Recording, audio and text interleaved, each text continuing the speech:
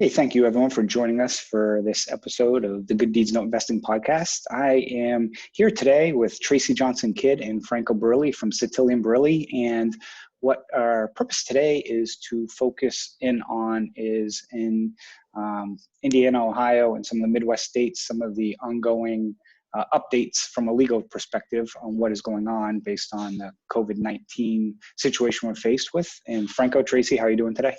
Good. Doing great. Good. So if you guys want to just quickly mention, talk about Franco, your firm, and Tracey can talk about what she does for you and stuff, and then we can get rolling in it. Yeah, Chris, thank you for bringing us on. We really appreciate it. With the changing times, we've got we represent clients in 5 states. So we have 5 different orders that we have to watch. We're also in a lot of bankruptcy jurisdictions. So there's a lot of other areas of the law that we have to constantly monitor. And what we've done is we are 100% operational, so we are up and running. However, there are some limitations to some courts in some states, in some counties. So a lot of things are changing.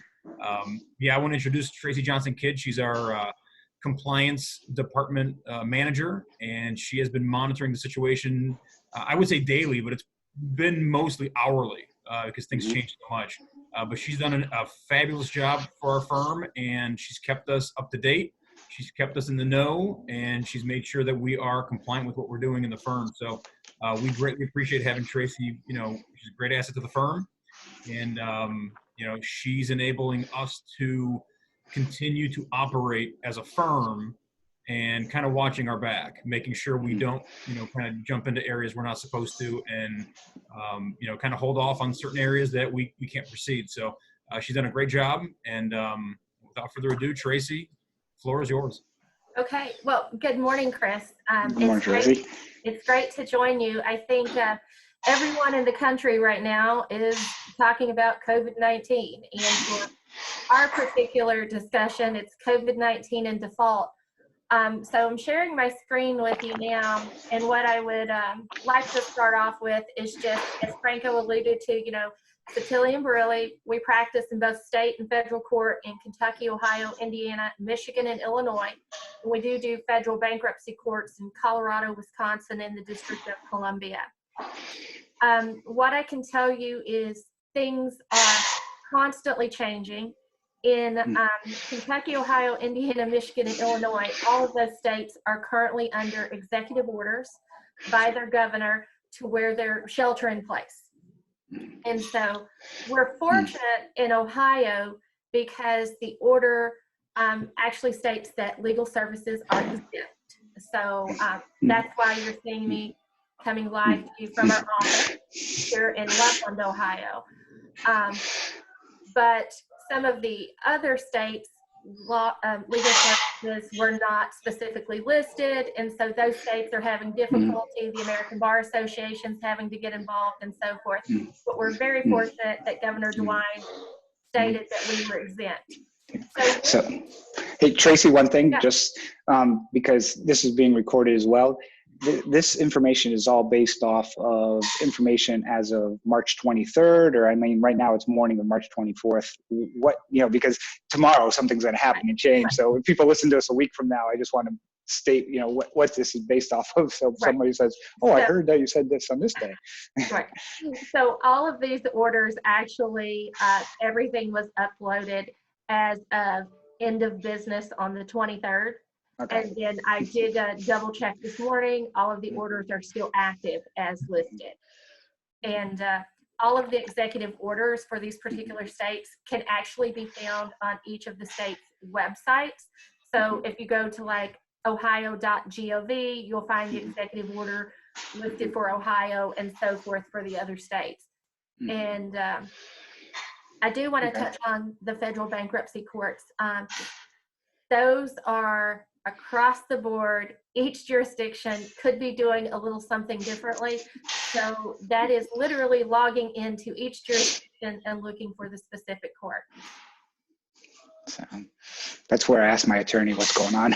Well, as Franco can tell you, we have been we'll talk about something like today, and literally like in 45 minutes, we're on the phone with each other again going, oh my gosh, did you see this? This just came in. So, things are constantly changing because, once the World Health Organization declared this a pandemic, lots of firms and the courts and so forth had disaster recovery plans. They may not specifically have had a pandemic plan. So they're kind of doing things on the fly, seeing what works. They're altering things as they go along. So, so do you have Chris, too, we can, after we're all done here, Tracey can send you an email with all the 5 state orders, and they're all PDFs. They're easily readable. Some of them are kind of a copy paste from other states, but we can provide that at the end of this as well. No, that'd be great. So, yeah, we will send those over. So the next thing, Chris, that I want to talk about here is, the pandemic and what it means for us. We were fortunate, as I said, Ohio, Illinois, Indiana, Kentucky, and Michigan, they're all currently under shelter-in-place order. So one of the things that we did with our firm is with our business continuity plan, we do have a pandemic plan, and we actually initiated that about 2 weeks ago. We tested it, made sure everything was up and running and operational. We've been following all of the CDC protocol with social distancing, making sure that there is we have under 5 people in the office. I mean, I think there's like 4 people here today. So, very small. We're just making sure that we keep our staff safe, and also keep in constant communication with our clients. So with that, our staff, we are all healthy. And we're all working. First and foremost, glad everyone's healthy. It's, first and foremost on anything. So, and I love the picture, by the way. Well, we are trying to keep our humor. So, that 20-second hand wash is very important.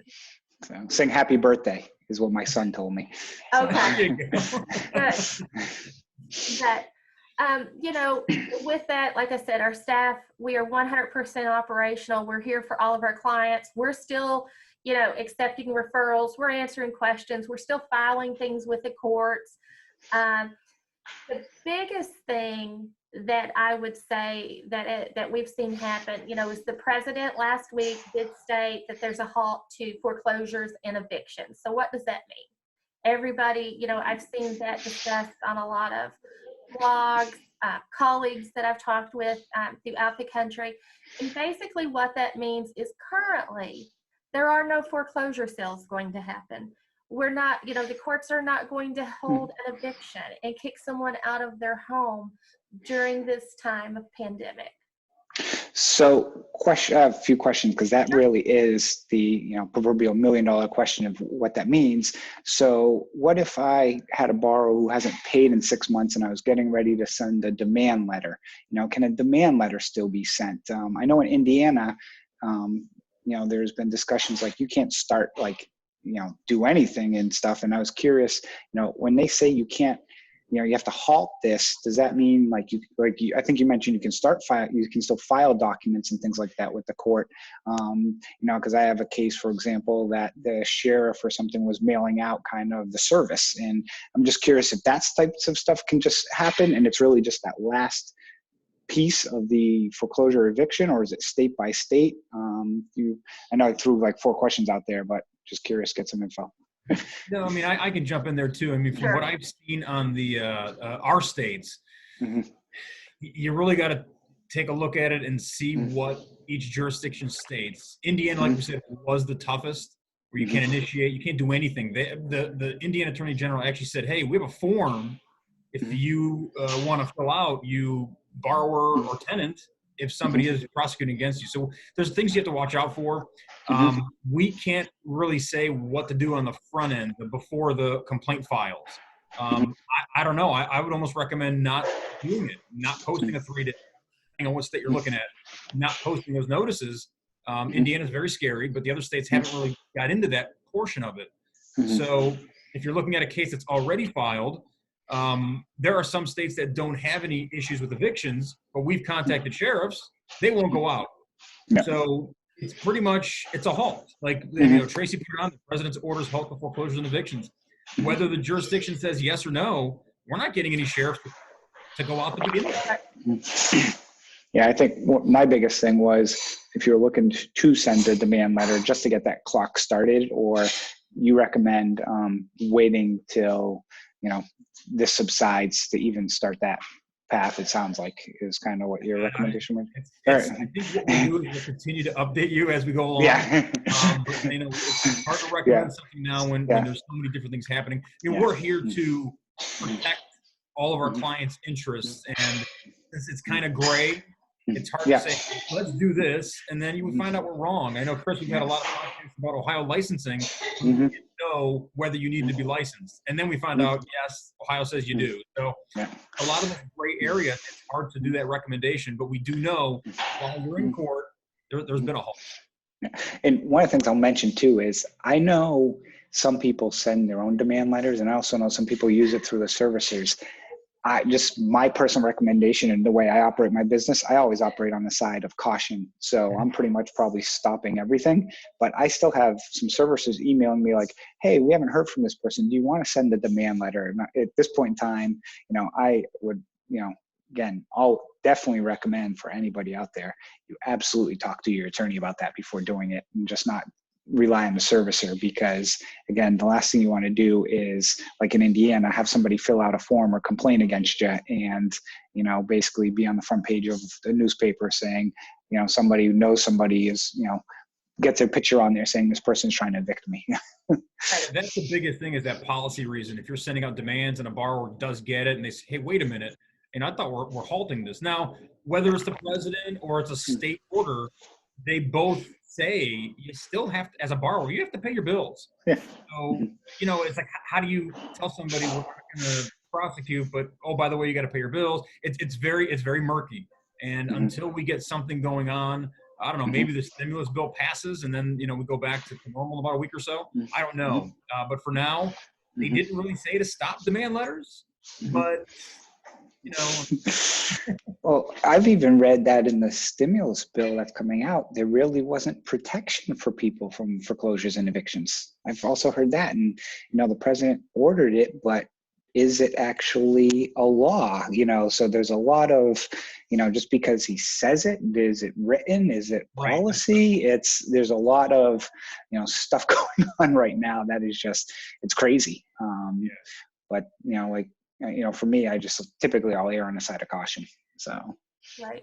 And one of the things that I would say, Chris, in our next bullet point where we're talking about jurisdiction specific, state versus federal, that's a really good point. You know, even though the president said this last week, you know, that, you know, there's going to be a halt to foreclosures and evictions, it's really state specific. So when you go to that specific jurisdiction and you're looking, you know, in that particular court, I am seeing where it says, you know, all, you know, foreclosure sales will be extended out 60 days. So some of them are being very, you know, we're being very specific, but as we've said, it's constantly changing. So it's, you know, it's really a lot of every day looking at our jurisdictions and seeing what they're currently saying and so forth. And, you know, as Franco said, the most direct information we've received is from the state of Indiana. And so, you know, where Indiana said not to initiate, but, you know, Franco and I were talking earlier this morning, I think somebody's going to come along, and, you know, and question that in Indiana, because you really can't stop the legal process. You know, I mean, you're basically saying, hey, everything stops. You know, and I just don't see that continuing for, you know, a very long time. Legal process has to keep moving. Yeah. So, no, that's interesting. Question I was going to ask, and might be on the next slide too, but, you know, I know there's also, it's similar about, and it's on here about loan modifications and things like that. And, you know, basically, you know, the government saying, hey, we'll give them, but that's really only loans that are, you know, GSE specific, and whether that falls under private investors. But I'll let you go through that. And then I have a question later on about just when from timing of when we think things will get back to normal, but I'll let you go through this first. Okay. Well, I think one of the questions, everyone's had that is, what does the future look like? Because we're really in uncharted territory right here. And I think right off the bat, the one thing that we're going to see is bankruptcy is going to increase. I think we're going to see, bankruptcy filings increase much more than what we saw, during the economic crisis of, 2005, 2007. We're also going to see a backlog of foreclosure and eviction cases. The courts are going to be backed up, even with things continuing. Who knows how long it's going to take for the specific jurisdictions to get through that backlog. And I think that's going to be very state specific, depending on how hard the particular state was hit, with the COVID-19. The other thing that I would highlight is loan modifications. I think loan mods are going to go through the roof. Because, yes. I mean, I was reading this morning, some of the government-backed, loans are saying that you can get up to 12 months of no payments. They're waiving a lot of the requirements as far as proof that you truly need this. They're basically saying if you were affected by COVID-19, then you're going to qualify for this. And I think we're going to see that tighten up a little bit more, because if not, I think it's going to be, you're just opening the door for everyone to come in and say, stop my payment.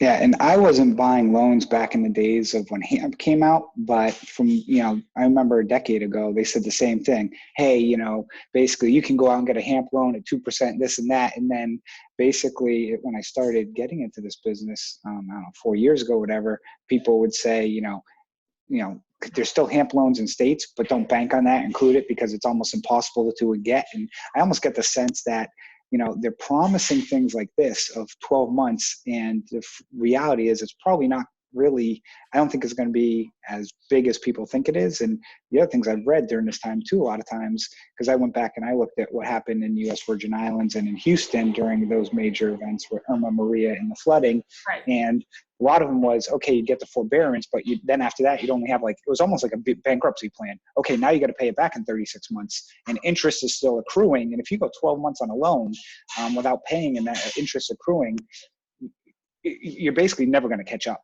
And most people won't, I don't think. So I'm just curious your opinions on that. Right. I think you're spot on with this. I mean, it's like right now, I think a lot of things are being discussed because it's fear of the unknown, and everyone wants to help out their fellow neighbor, so they want to make sure people stay in their homes and so forth. But it's very open-ended. And I think when it comes down to it, we're going to have to be very specific, because if I walk in and say, okay, give me a loan mod, I'm thinking, oh, I won't have to pay anything for 12 months. But as Franco said, you still got to pay your bills, to stay in your home and so forth. So how does that really help anyone? Because they're delaying payments, they're not delaying interest rates and things like that. And Franco, what would you think on this? Well, I think something very interesting might happen. I read a little bit about that stimulus bill and what it's going to provide. And I think if all of the stuff that's in the bill now gets passed, I don't know if any of these bullet points are going to matter, because in the bill, they're giving people about $2,000 to $3,000. But what's most interesting is they're giving small businesses like our firm, they're giving us capital for payroll so that we keep our employees on the books. So you've got employees now that are going to be getting a check from the government, and they're going to be getting payroll, and the unemployment numbers are going to stay down because of that. And then if we keep our people employed, that loan will be forgiven in 6 to 8 weeks. So if we open up our economy in 6 to 8 weeks and that loan is forgiven and these employees now have extra income, I think it washes away. Before this crisis, banks were well capitalized. They have capital. They had very good balance sheet. The book was good. I mean, this is not a financial crisis. I think it was a health crisis. Hopefully this ends quick. And if they get that bill passed, we could be back to where we were in 4 to 5 months. So I don't know. I don't know what's going to happen, but I'm very at what is in this bill. And if it passes, I think we'll be in better shape. So question I'll ask, Franco, as part of that is, again, a lot of these loan modification programs and stuff is dictated based off of GSE loans. And as you know, people who listen or watch and stuff, we're private lenders, and a lot of us also have contract for deeds, which is a whole nother animal. I'm curious, most of us would probably follow suit anyways, because it's just, somebody misses 2 payments, you're still better off in the long run keeping them in a property versus not. But, you think they can force banks and private lenders to also fall under this? I'm just curious your legal opinion, whether or not they can or can't. I don't think so. I think this is going to be based on the standard run of the mill mortgages. And obviously when you look at evictions, you're looking at apartment complexes. Yes, you guys would fall into that with forfeitures. I don't see them making that big of a ruling outside of the mortgage industry. They could, out of government, but I don't know if they're going to go that far. I think the private side. So you mentioned, Franco, 4 to 5 months, on this thing.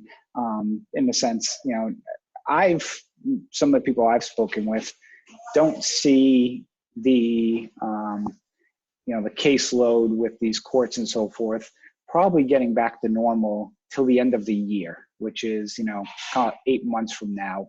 I'm just curious, your thoughts on that, especially for people if, you're looking at purchasing some assets right now.